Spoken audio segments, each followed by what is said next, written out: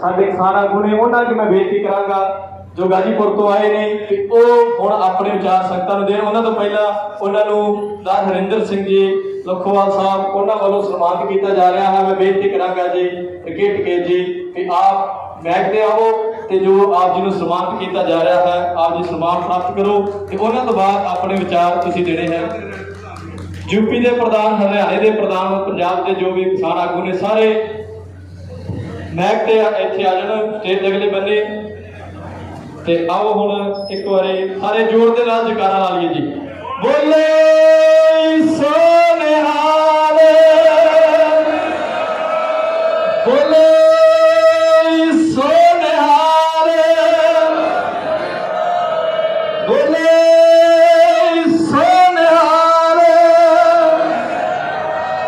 Punjab Haryana UP भाईचारा, Punjab Haryana UP भाईचारा, किसान संयुक्त मोर्चा, किसान संयुक्त मोर्चा, किसान संयुक्त मोर्चा।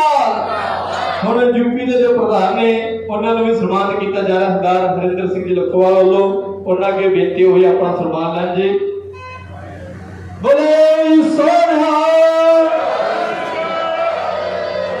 जो हरियाणे के प्रधान उन्होंने भी मान साहब जी ने भी सम्मानित किया जा रहा है। रतनमान जी ने बोले सोनिहाल, बोले सोनिहाल। बहुत बहुत धन्यवाद है जी सारे साडे सत्कारयोग आगुआं दा जो आए सारे वीरां नूं बेनती आ भी टकैत साहब बोलणगे हुण सारे वीर आराम नाल बैठ जाओ। मैं दो चार जिहड़े नारे लवाऊंगा उन्हां दा जवाब देना। कैमरे वाले पर किसान मजदूर एकता, संयुक्त किसान मोर्चा जो किसानां नाल टकराएगा भारतीय किसान यूनियन।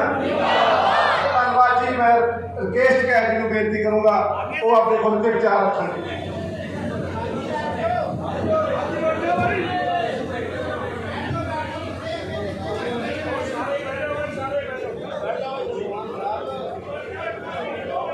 आदरणीय सम्मानित मंच, सभी किसानों, पहले बोलने से पहले वाहेगुरु का एक बार नाम ले लेते हैं। वाहेगुरु जी का खालसा, वाहेगुरु जी की फतेह। आप सबका धन्यवाद, इस मोर्चे का धन्यवाद, संयुक्त मोर्चे का धन्यवाद। जितनी भी जत्थेबंदी हैं जो अलग अलग प्लेटफॉर्म पे अलग अलग झंडे लेके काम करती थी देश में, उन सबकी आस्था एक जगह आई और यार की लड़ाई जो है वो इकट्ठी लड़ी जाएगी। अकेले अकेले तो दिक्कत होगी। टिकैत साहब हमेशा कहते थे कि जिस दिन पंजाब आ जाएगा हरियाणा इकट्ठा हो जाएगा सारा। क्योंकि जितनी बार भी यहाँ पे आंदोलन हुए तो हर मोर्चे ने अलग अलग दिन आंदोलन करे थे, इकट्ठा नहीं हो पाए। टिकैत साहब की बड़ी इच्छा थी कि एक आंदोलन वो हो कि जिसमें पूरा देश का एक आंदोलन बने। और वो आंदोलन जब बन सकता है जब हरियाणा आएगा। हरियाणा का कुछ क्षेत्र आता था, आंदोलन करते थे, चले जाते थे। पंजाब का भी कुछ क्षेत्र आता था क्योंकि अलग अलग जत्थेबंदी अलग अलग डेट पाते थे, अलग अलग तारीख पाते थे। लेकिन धन्यवाद देता हूं कि जितनी पंजाब की जत्थेबंदी थी वो सब एक मंच पे आई, वे जुड़े और उनके जुड़ने से हरियाणा जुड़ा, उत्तर प्रदेश जुड़ा, राजस्थान जहां पे कभी मोर्चा लगता ही नहीं था, मोर्चे कमजोर रहते थे हमेशा, वो 8 नंबर हाईवे कभी घिरा नहीं। लेकिन जब संयुक्त मोर्चे की कॉल हुई, जब राजस्थान के लोगों को लगा कि आज पूरा देश इकट्ठा है, तो राजस्थान भी खड़ा होकर आया। उसने शाहजहांपुर का अपना मोर्चा लगाया। आज दिल्ली के चारों तरफ को मोर्चे हैं। टिगरी बॉर्डर पे क्या हो रहा है आपको नहीं पता। किसान क्रांति गेट उत्तर प्रदेश में जब मोर्चे पर लोग बाहर से आते हैं तो कहते हैं जी टिगरी बॉर्डर जाना है या शाहजहांपुर जाना है, कितनी दूर है? मैं कहा भाई शाहजहांपुर वाला 200 किलोमीटर है यहाँ से। आखिर 200 किलोमीटर दूर मोर्चा लग रहा। जब दिल्ली के चारों तरफ मोर्चों की दूरी 200 किलोमीटर तक है, तो ये जो सरकारें कहती है, इनके अधिकारी कहते हैं, पत्रकार कहते हैं जी कुछ नहीं जी, अब तो चले गए जी, अब तो है नहीं जी, मगर आप ऐसे ही करते रहो, थोड़ी सी गर्मी कम हुई तुम्हारा इलाज हुआ। क्योंकि जो दवाई देनी पड़ेगी इनको, वो दवाई इनको सर्दी में दी जाएगी। इनका दिमागी बुखार है, इनके गर्मी है, इनके वो ठंड में दी जाएगी दवाई। आएंगे ये लाइन पर आएंगे, आज नहीं तो कल आएंगे, आना जरूर पड़ेगा। क्योंकि वो ड्रॉप है ना, ड्रॉप ये दूसरों को पिला रहे हैं ना, अभी इनको भी पीनी पड़ेगी, देने पड़ेंगे, 2-3 ड्रॉप देने पड़ेगी अभी इनको। और 3 ड्रॉप पे तो आराम भी लगा वो। एक पंजाब ने तो दे दिया अभी से ही, उसको तो मान कर चलो कि उससे आराम भी लगा इनको। कोई कैंडिडेट नहीं पाएगा पर्चा भरने वाला पंजाब में, कैंडिडेट नहीं पड़ा इनके पास में। उत्तराखंड उत्तर प्रदेश में भी यही हाल होगा। गांव के लोग तलाश कर रहे हैं कि गांव के वे कह रहे भाई आ तो जाओ, क्योंकि जो नंगा नाच जिला पंचायत के चुनाव में हुआ, संविधान की धज्जियां उड़ी, संविधान के पर्चे फाड़े गए। यह हुआ उत्तर प्रदेश के चुनाव में। जिला पंचायत के जो अध्यक्ष हैं बागपत के, वो यही आए होंगे यहाँ पे, कहीं हो तो एक बार मंच में जरूर आ जाए। वो 200 किलोमीटर दूर बागपत से एक फर्जी महिला खड़ी करके और कहा जी पर्चा वापसी ले लिया। उसने भरतपुर से भी आगे से कॉल करी कि मैं 300 किलोमीटर दूर हूं, मैं लाइव हूं यहाँ पे 300 किलोमीटर दूर, मैंने कोई पर्चा वापसी नहीं लिया। तो ये हालात उत्तर प्रदेश में हुए। 3050 सीटों में से इनको अगर ओरिजिनल सीट इनकी थी तो वे 500 सीटों से भी कम इनको मिली है। अगर 3000 सीटों में से 500 लगा कर मिली तो कितनी वोट मिली होगी आप अंदाजा लगा। लेकिन जब इनके अध्यक्ष बने, पूरा पुलिस फोर्स, एसएसपी, डीएम सबने कैंडिडेट को उठाया, अपहरण करके उनकी वोट ली, उनके स्कूल तोड़ दिए गए, उनके घर तोड़ दिए गए। कहा कि वोट चाहिए नहीं तो बर्बाद होंगे। तो ये हालात हुई। जनता देखती जब डायरेक्ट चुनाव होगा, जनता ने तो देखेगी। संयुक्त मोर्चे ने जो फैसला करा है, उस फैसले पे उत्तर प्रदेश उत्तराखंड खड़ा उतरेगा। जाएंगे गांव गांव में। संयुक्त मोर्चा कोई कमजोर संगठन नहीं है। संयुक्त मोर्चे के 40 लीडर हैं। जब 40 लीडर उत्तर प्रदेश और उत्तराखंड की जमीन पर जाएंगे तो कितनी सभाएं होंगी, कितनी बात होगी, बताएंगे हम जाकर वहां पे। हम आज भी कहते हैं कि बिजली का रेट आप हरियाणा के बराबर कर दो। हरियाणा में 35 रुपए हाउस पावर है, उन्हीं की सरकार है। उत्तर प्रदेश में 175 रुपए हाउस पावर बिजली का रेट। पंजाब में फ्री 15 और 15 होकर भी उनको बैठने नहीं दे रहा हरियाणा। उनके मंत्री को जमीन पे नहीं बैठने देता। 15 का रेट कर रहे, अगर इनका 175 का रेट हो जाए तो ये क्या हाल करेंगे इनका। इनका इलाज होना जरूरी है सबका, पूरे देश से। ये लुटेरे हैं, इनको देश से भगाना पड़ेगा, भगाना।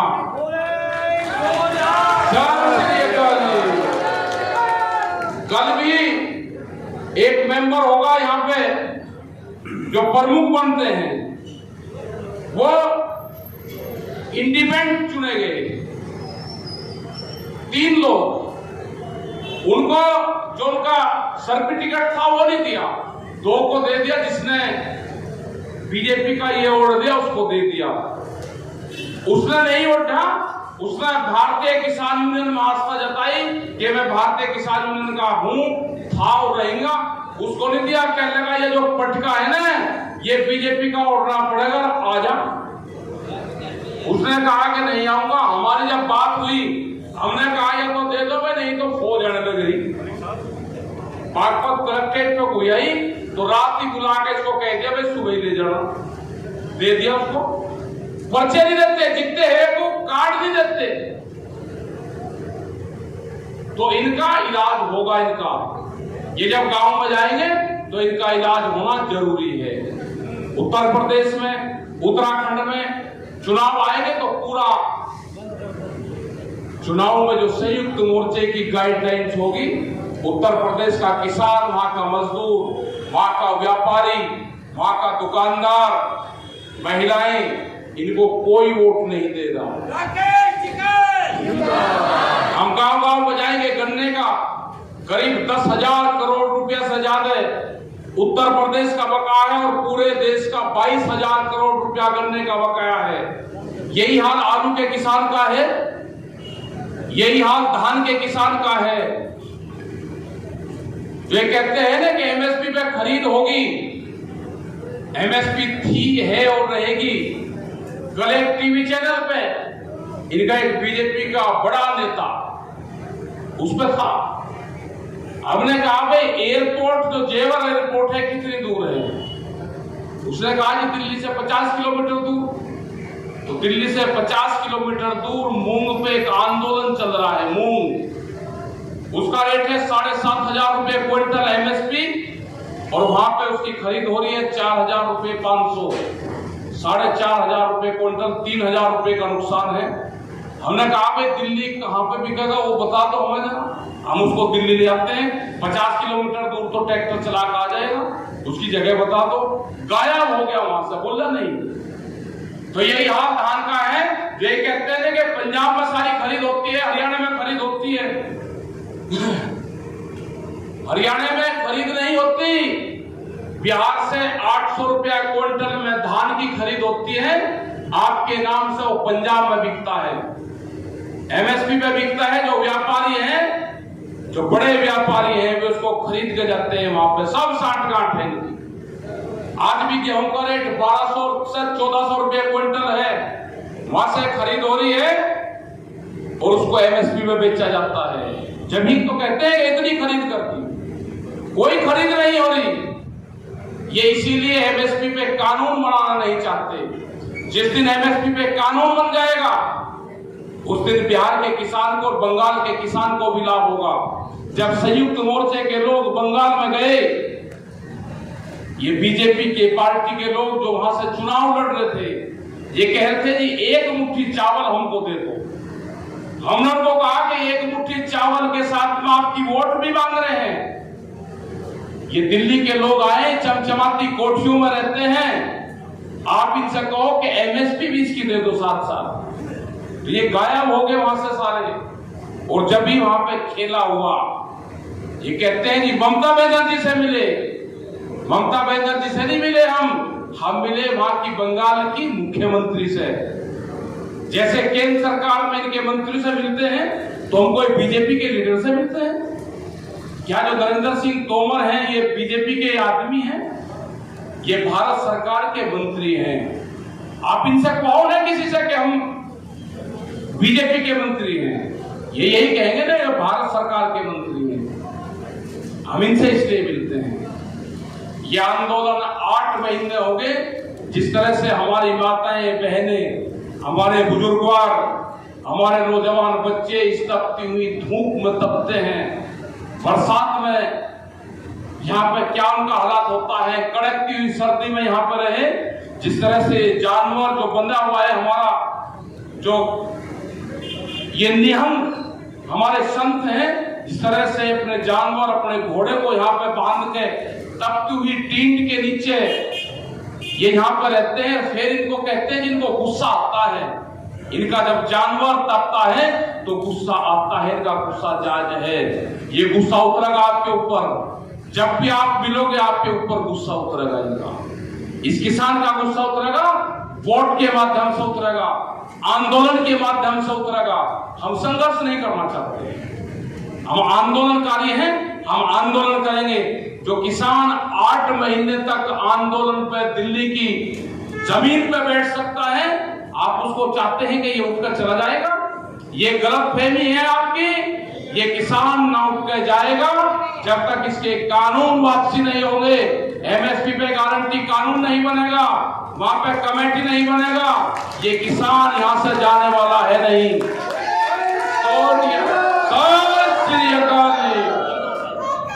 ये लड़ाई लड़ी जाएगी। ये दिल्ली फिर कान खोल कर सुन ले, ये 4 लाख ट्रैक्टर भी हमारे थे और 25 लाख आदमी भी हमारे हैं। ये 26 तारीख की जांच, कोई देश में एजेंसी है कि 26 तारीख के कांड की जांच करवा दी जाए? ये फंसेंगे, ये जेल जाएंगे। हमने कहा कि देश में कोई एजेंसी नहीं है कि उसकी जांच कर दे। इनके खिलाफ कोई बोलने वाला नहीं है। इन्होंने पूरे संसाधनों पे कब्जा किया है। अगर देश में बीजेपी की सरकार होती, अगर देश में कांग्रेस की होती, अगर देश में किसी पार्टी की सरकार होती तो वह जरूर बात करती। इस देश में सरकार है मोदी सरकार, मोदी को चलाती है बड़ी बड़ी कंपनियां। ये बीजेपी वाले कहां गफलत में हैं? इनकी पार्टी गई, जिन लोगों ने इस पार्टी को बनाया था वे तो अपने हाउस में कैद हैं, उनकी बोलने की हिम्मत नहीं। वे मकान के दिल्ली की चमचमाती कोठरियों में वे बंद कर रखे हैं अपने नेता। ये बीजेपी के जो बोलते हैं ना, यार के कहते हैं कि हमारी बात अपने नेताओं को छुटाओ और उसके बाद में बात करो। तुम्हारे नेता दिल्ली की काल कोठरी में कैद हैं, आप उनको छुटाने का काम करो। अडानी ने जिसने पार्टी बनाई उसको राष्ट्रपति बनना था, कहने लगा अच्छा ये बुढ़ा राष्ट्रपति बनेगा, एक मुकदमा लगा दिया, घर में कैद कर दिया, बोलने की हिम्मत नहीं है। जो अपने नेताओं को कैद कर सकता है वो किसानों को भी कैद करेगा। ये देख कर रहना, इनसे बच के रहना। जो निखर वाले थे ना, इनको पेंट मिली है, अब इनका प्रमोशन हुआ है, तलाश उनकी करना है। जो विचारधारा इनकी कानून में चली गई, ये बहुत खतरनाक लोग हैं। उन्होंने एक बोर्ड बनाया है अभी, नारियल बोर्ड, उसमें कहा कि प्राइवेट आदमी आएगा ना, प्राइवेट आदमी नहीं आएगा, संघ का आदमी आएगा जिसने उसका 40 दिन का कोर्स कर रखा होगा, जिसने 8 दिन का कोर्स कर रखा होगा, वे लोग वहां पाएंगे। अभी 400 IAS की भर्ती होनी है वगैरह एग्जाम के। मेरा देश का नौजवान कहां जाएगा? ये नौजवान कहां जाएगा? नई भर्ती होगी जिसकी उम्र 40 साल से 60 साल तक, 70 साल तक होगी। नहीं परमिशन कर रहे हैं, उनको IAS बनाया जा रहा है, सीनियर IAS अधिकारी बनेंगे। आप पटेंगे वक्कल, चिंता ना करें। तो यह होगा देश में, सब संसाधनों पे कब्जा होगा, इन लुटेरों को भगाना पड़ेगा। ये देश का आखिरी लुटेरों का बादशाह साबित होगा। ये जाएगा, यहां से भागेगा, ये इसको पकड़ना पड़ेगा, इसकी पूंछड़ पाड़ के जब इसको गुजरात भेजना पड़ेगा। ऐसे नहीं भेजना, लांडा करके भेजेंगे, वैसे नहीं भेजना। ये आएगा काबू, भागेगा, ये भागते हुए पे पकड़ना पड़ेगा, भागेगा। लुटेरे आगे, देश में लुटेरे। और ये जो क्षेत्र है ना, इसने गलत छेड़खानी कर दी। ये दिल्ली के 300 किलोमीटर का जो क्षेत्र है, 400 का, ये बेहद खतरनाक है। इसने मुगलों के साथ में लड़ाइयां लड़ी, इसने आजादी की लड़ाई लड़ी।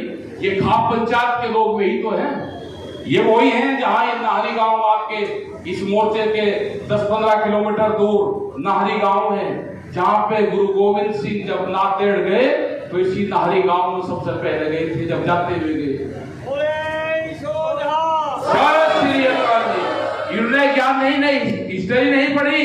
गुरु गोविंद सिंह जब पंजाब से गए, जब उनका परिवार खत्म हो गया तो वे नाहरी गांव के खाप पंचायत के लोगों से मिलकर गए।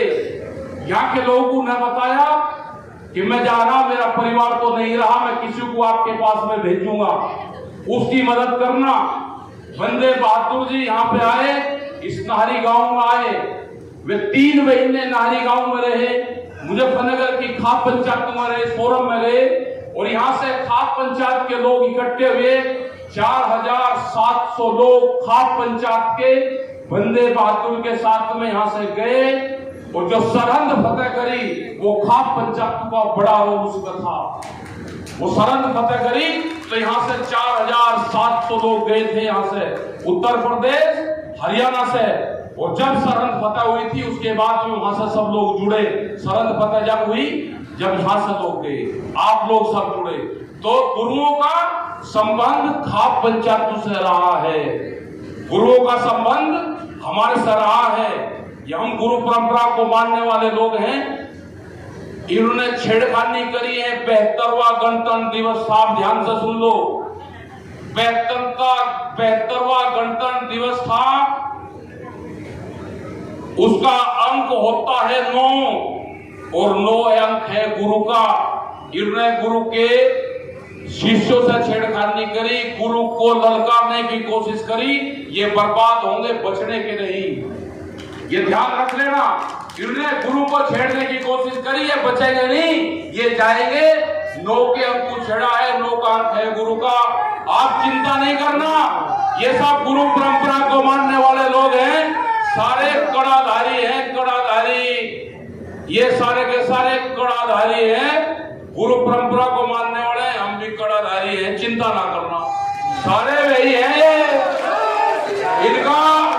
इनका नाश नजदीक आ गया, ये गिर गया, इनको घेरना है चारों से कुरान से।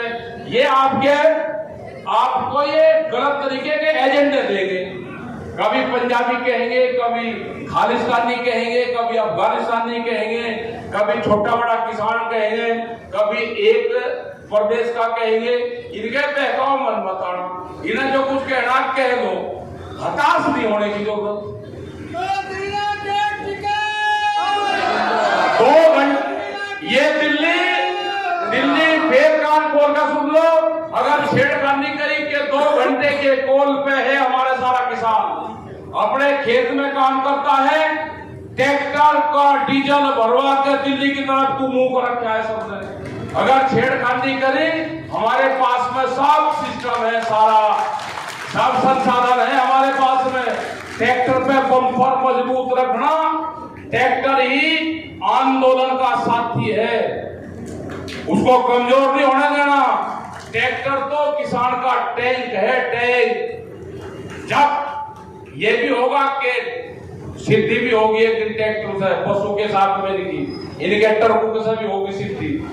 बम्पर लगवा कर रखना, बम्पर मजबूत। एक को कहीं ट्रैक्टर घेरेंगे, जैसे रास्ते में लगा रखे थे ना, ट्रक लगा दिए व्यक्ति के बराबर, 4 ट्रैक्टर लगेंगे, नीचे पाओगे सब। तब चिंता ना करना, ट्रैक्टर ही इसका साथी होगा। ये कहते हैं जी आपने ट्रैक्टर का नाम ले दिया, क्यों कहेगा ले भाई? जो जब बंजर जमीन में वो चलेगा, वो दिल्ली की चमचमाती सड़कों पे नहीं चलेगा, वो चलेगा दिल्ली की चमचमाती सड़कों पे। चला कर दिखाया, तुम्हारी हिम्मत थी, रोक नहीं पाए तुमने धोखा करा, रोक नहीं पाए। 25 लाख आदमी था, 4 लाख ट्रैक्टर था। जब जरूरत होगी संयुक्त मोर्चा तय करेगा, ये दिल्ली में फिर आएगा, ये फिर आएगा दिल्ली में। तो आपका बहुत बहुत धन्यवाद, मेरी माताएं बहनों का धन्यवाद। जो माताएं बहनें यहाँ पे 40 और 45 डिग्री टेम्परेचर में है, सर्दी में यहाँ पे है, बरसात अब आएगी उसमें यहाँ पे है। तो ये सरकार को सोचना चाहिए कि तुम्हारा इलाज तो यही तो करेंगे, जितना तरसाओगे उतना ही इलाज करेंगे। तो धन्यवाद, जय हिंद, जय भारत, वाहेगुरु जी का खालसा, वाहेगुरु जी की